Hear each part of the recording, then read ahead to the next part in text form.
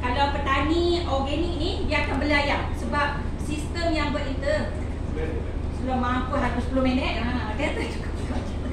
Okay, so chicken tractor ni sebenarnya ayam tu bila kita lepaskan dia, kita tak lepas ni, kita letak dalam kurungan, tapi kurungan tu kita boleh ubah dia. Dekat negara putih mana buat. Okay, so kita sebenarnya move dia. So nama dia tractor lah, kita ubah dia. Ayam mula-mula dia makan kat sini, lepas tu kita ubah kandangnya yang boleh bergerak tu ke sini. So bila ayam makan, dia makan cacing, dia berak lah apa semua tu, dia makan whatever yang tak baik ke.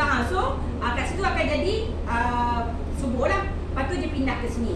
So itu adalah teknik juga untuk suburkan tanah. Yang lain-lain teknik kompos adalah macam kompos potashi, pakai cacing kita panggil kompos. Okay, produk dia lah.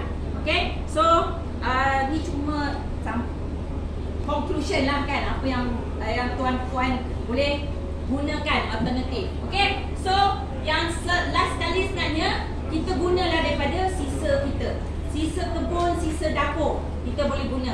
Telur ayam, kulit bawang, semua boleh guna. Okay, cuma kena cuba jaya je. Okay, so orang akan tanya macam mana? Tak mau buat kompos, kita buat fermented liquid fertilizer yang organik tu, yang FFK, FPK ke. Tak nak, kita buat biochar lah, senang. Boleh. Cari je apa yang teknik yang sesuai. Kebaikan yang kita nak fikir untuk tanah ke, untuk tanaman ke. Yang mana senang simpan, okay? Yang mana senang apply. Okay? Jenis-jenisnya kita tahulah apa yang boleh. Kalau kita banyak yang daripada kita dapat tai ayam apa semua. Okay? Setengah tai ayam tu kalau terlalu berbau sangat, kita kena komposkan dulu. Okay? Kita tak boleh terus apply pada tanah. Okay? Sisa ladang banyak sisa ladang. Lepas tu kita ada sisa daripada, katakan kita bela ikan, air ikan tu sendiri sebenarnya boleh ada sumber nutrien. Okay? So ini animal waste, ini plant waste. Maknanya apa waste pun kita boleh recycle. Okay? Okay, first kali kita nak buat kompos. Susah tak nak buat kompos? Pernah tak buat kompos? Nah. Dekat kebun komuniti bukan ke requirement ke kena ada kompos. So buat tuan-puan buat macam mana? Kompos bubur-bubur tinggal. Sekali je bubur, lepas tu tinggal lah. Lepas tu tengoklah dia mengeput sampai mana, lepas tu kita pergi tengok balik. Tutup ke tak? Macam mana kan? Jadi kompos ni ada banyak cara.